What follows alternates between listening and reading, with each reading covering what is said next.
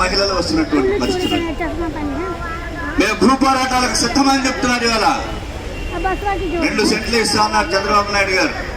సంతోషం సంతోషం 2 సెంట్లు కానీ ఇవ్వాలి కదా. ఇవ్వమని చెప్పి గవర్నమెంట్ జీవో ఇష్యూ అయింది. ఆ జీవోని అమలు చేయమని చెప్పేసి మనం కోరుతున్నాం. అది చంద్రబాబు నాయుడు గారు అమలు చేయాలి.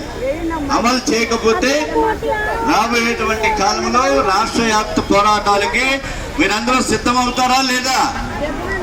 చేతులెత్తండి. సిద్ధమయ్యే వాళ్ళందరూ కూడా చప్పట్ల ద్వారా తెలియజేయాలి మన రామకృష్ణ గారికి.